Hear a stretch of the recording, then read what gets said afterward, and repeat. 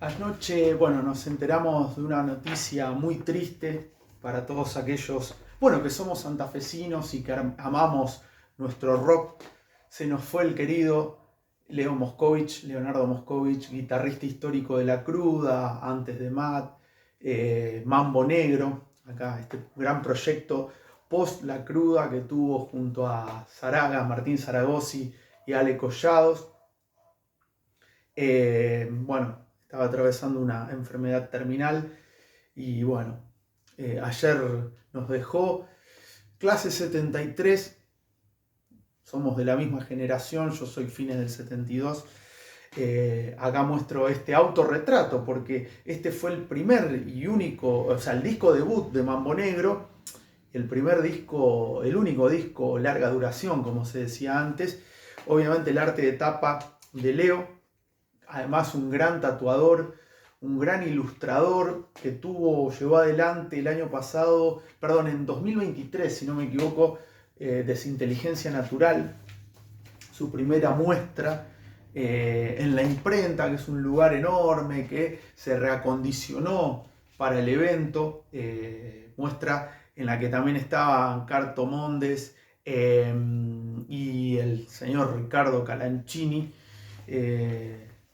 Y como, bueno, muchos, lamentablemente yo no lo tengo en mi piel, es una de las deudas que quedan pendientes, que quedará para siempre, lamentablemente. Gran tatuador, bueno, miles de santafesinos y de otros lugares tienen la magia en la piel de Leo, que, bueno, nos dejó ayer, 52 años. Acá muestro este gran disco, bueno, el arte de tapa, las ilustraciones de Leo, maravillosas. Bueno, La Cruda, no encontré el Mente en Cuero, un disco del año 2006, el que tiene la conexión de Lirada, Júpiter Negro, Comarca en Paz, pero muestro el primer disco oficial, que era paradójico. El primer disco fue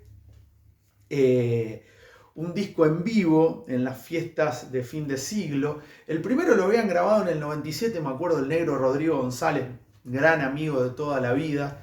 Me contaba que lo grabaron en Buenos Aires, que Charlie tocó la batería. Bueno, voy a subir hoy seguro y me voy a acordar una entrevista que le hicimos en Peces en el Aire, programa para mí, lo llevo acá en el Cuore, que lo hice, y yo creo que alguna vez vamos a volver con mi querido hermano Leo, Leo Pez.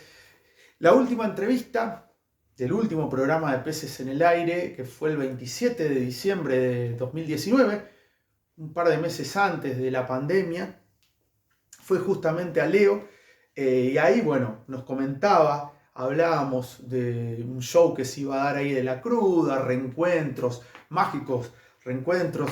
Para aquellos que no son de la ciudad de Santa Fe, siempre digo, o cuando me preguntan por el rock de Santa Fe, La Cruda y Carne Viva son el ADN vivo y más imponente de nuestro rock. Yo sé que hay muchas bandas históricas de nuestro rock que dejaron su huella y que son fundamentales, pero para mí La Cruda y Carne Viva son las bandas que marcaron a fuego a muchas generaciones y bueno, que marcaron al rock santafesino. En esa entrevista, que la vamos a subir en Aire de Santa Fe, cuando hacíamos Peces allí en Aire de Santa Fe, Leo se sorprendía y se emocionaba por la cantidad de músicos que hablaban de la grandeza de La Cruda. Catupecu, por ejemplo, en una entrevista que le hice a Fernando Ruiz Díaz, cuando se reinaugura Tribus aquí en la ciudad de Santa Fe, febrero de 2019, decía que era una de las 5 mejores bandas de la historia del rock. Sergio Chotsurian, o Sergio CH, de los Natas, también nos contaba en una entrevista cómo le voló la cabeza La Cruda cuando lo escuchó por primera vez. Mis queridos amigos de los Tracy Lord, lo mismo comentaban. Mario Breuer, el gran Mario Breuer, que fue el productor justamente de este disco de Mambo Negro, decía, ¿cómo estos pelotudos así, textuales, se separaron? ¡Qué banda impresionante! Bueno, y también, bueno, Leo le preguntaba la canción que a él más lo marcó de La Cruda y decía, Samuel, el track número 8, que estaba dedicada a su madre, que cuando compuso esta canción a fines de los 90 recién había fallecido y le generaba mucha emoción al cantarla, al ejecutarla. Bueno, la cruda, como decía, se juntó el 28 de junio, hace unas semanas, tocaron en Tribus, La Cruda por Leo, justamente para... la idea era que Leo tocara por última vez allí, bueno, ya lamentablemente no lo pudo hacer. Recomiendo, como siempre, cuando se habla de rock santafesino, este libro es fundamental, de reciente edición, Estrellas Anónimas, el rock de Santa Fe 1989-1996, contado por sus protagonistas, nombre largo y 3 autores, pero memoricen: Luis Canalis, Juan Manuel Ferreira, Pablo Tomati. Y acá se habla de bandas, de encarnaciones previas o de músicos que estuvieron en bandas previas a las que, con las que luego explotaron, por así decirlo. Y Leo Moscovich era uno de ellos, y habla de Matt, que fue uno de los primeros, si no el primer proyecto que integró Leo. Javier Otamendi, el Javi Otamendi en guitarra y voz, Martín Zaragosi en bajo y coros, y el Mono Farelli. Era prácticamente La Cruda, faltaban Tristán y el Negro González. Y acá comenta justamente Leo que decía, textuales palabras: ellos eran más grandes que nosotros, Javi Otamendi, Cristian Fernández, que fue la voz en 1993, tenían más experiencia, más tiempo tocando. Era todo un desafío. Nos pusimos a componer y a ensayar. Inmediatamente conectamos, se generó una química, unida y vuelta muy fructífero. Este proceso llevó varios meses, éramos muy obsesivos, ensayábamos todos los días prácticamente, le dedicábamos mucho tiempo a las canciones. Y Javier Otamendi acá comenta: Leo Moscovich y Martín Zaragoza iban a los ensayos de Tóxico, la banda previa. Tóxico no anduvo, y con el Mono Farelli, el Mono un poco más grande que Martín y que Leo, nos fuimos a tocar con ellos dos. Así se formó Matt, con la disolución de Alcohólica y Tóxico. La parte, la parte previa a La Cruda de Leo Moscovich. Y acá justamente también habla de La Cruda, que se forma a mediados de los 90. Dice Leo: en 1994, luego de la disolución de Matt, seguimos tocando juntos, Martín Zaragoza, el Mono Farelli y yo, para incursionar en un estilo diferente. Convocamos a Rodrigo, el Negro González, como cantante, y a Nacho Torres para la viola, dos músicos con quienes siempre tuvimos ganas de compartir. Así nace esta banda, en principio solo de covers, desde Pearl Jam hasta Nirvana, Stone Temple Pilot y todo el movimiento grunge. Nace con esa impronta bien noventosa, bien grangera. Continúa Leo: ensayábamos en una habitación detonada en la terraza del bar La Rotonda, en Guadalupe, un lugar mítico. Martín Zaragoza trabajaba allí, no había escalera, por lo tanto había que escalar por los tapiales para llegar a la sala, con instrumentos, batería y equipos a cuestas. Con el grunge en pleno apogeo como género, nos pusimos a tocar en bares, boliches, todos shows que convocaban multitudes. Decidimos cranear nuestras propias canciones para alternarlas al repertorio. Después de un tiempo, Nacho dejó la banda y lo reemplazó Maxi Valdeneu. Con esta formación hicimos un par de shows acústicos en el bar La Rotonda, un show en el boliche Xeun. Bueno, para los que son de Santa Fe seguramente saben y se van a ubicar geográficamente, y un audiovisual en el cine Chaplin. Esta banda fue el puntapié de lo que luego fue La Cruda, con la llegada de Tristán Triqui Ula.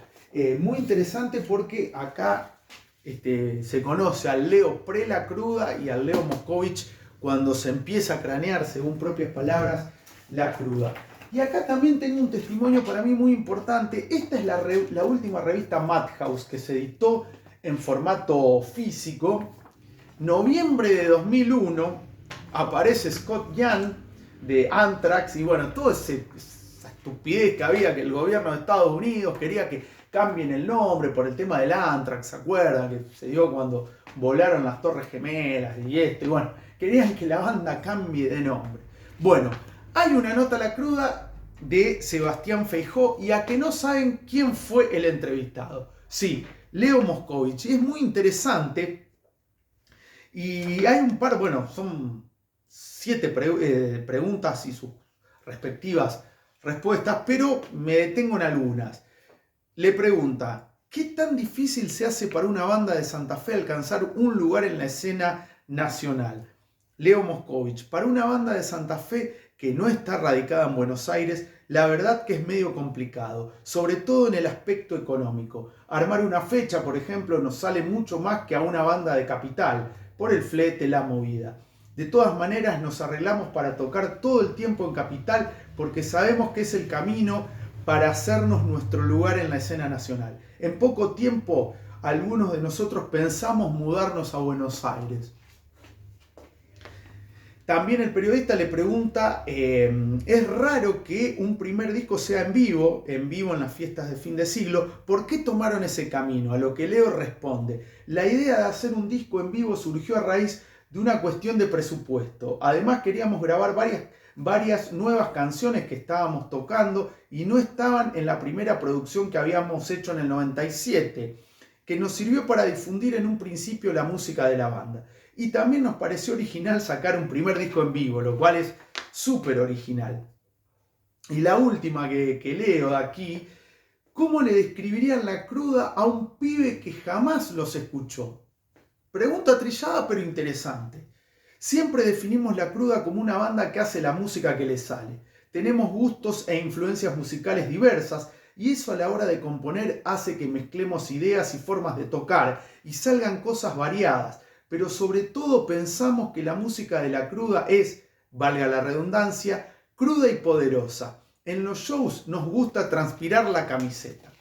Acá está la nota. Como decía, la última edición de la revista Madhouse, noviembre de 2001, y justamente hay una entrevista a la cruda y más específicamente a Leo Moscovich. Sigo mostrando acá. Me encanta, las ilustraciones de Leo, maravillosas, me gusta este autorretrato, el disco de la cruda. Y también él, fundamentalmente en época de pandemia, empezó a publicar temas de manera digital, obviamente, en Spotify, YouTube. El último tema que sacó es Circo, en abril de este año, hace 3 meses. En 2024, creo que en noviembre, publica el EP Raro con 3 canciones. Y bueno, y algunas canciones también simples que se iban publicando de Mambo Negro. Para nosotros es una pérdida, bueno, sustancial. Un gran tipo además, y eso lo quiero aclarar. Yo sé que puede sonar trillado, pero yo voy a decir lo que siento, obviamente. Un tipo muy cordial, muy ameno, muy dispuesto a la entrevista, con reflexiones muy lúcidas. Por ahí en alguna entrevista, qué sé yo, algunos músicos se ponen el cassette y demás, Leo no. Siempre, bueno, recuerdo charlas que tuvimos, no en entrevistas, pero musicales, hablando de Iggy Pop, del Post-Pop Depression, un disco que a mí me encanta de Iggy Pop y que él coincidía también, y la mano de Josh Homme ahí en guitarra y en producción de ese disco. Bueno, de Queen of the Stone Age hablábamos, de The Police, y de muchas cosas. Y en esta entrevista que les decía, les comentaba, de diciembre de 2019, con Leo hablaban de por qué a los Leandros se le dicen Leo. En realidad a Leo se le dice a los Leonardo, Leopoldo, Leónidas, Leonel, y bueno, como dato así de color. Pero una entrevista en la que Leo, como siempre, se explayó con su generosidad y su conocimiento tan profundo y tan, como decía, tan cordial, tan grato para conversar. Más que entrevistas, eran charlas con un gran artista, que no solo se quedó en la música, sino que su arte fue mucho más grande. Ayer se nos fue Leo, ayer miércoles 16 de julio, joven de 52 años, ¿Cómo lo recordás a Leo? ¿Cómo te marcó su música? ¿Tenés algún tatuaje de él? ¿Qué nos podés contar? ¿Cuál es tu recuerdo del señor Leonardo Moscovich? Te invito a dejar el comentario acá en el canal, me gusta, suscribirte también. Y eso es lo que me interesa. ¿En qué te marcó, Leo? Y marcar también, una marca para mí indeleble, es justamente la tinta, el tatuaje, tener la piel marcada a fuego por Leo. Donde estés, querido Leo Moscovich, gracias por todo, por ser un tipazo, por la música, por la cordialidad, por esas charlas de melómanos, cuando te iba a interrumpir a veces a tu lugar de laburo, y por estar siempre predispuesto justamente a las entrevistas con buena cara, con ganas, con ánimo, que eso también va a quedar en el recuerdo. Leo querido, donde estés, siempre te vamos a extrañar. Gracias, gracias.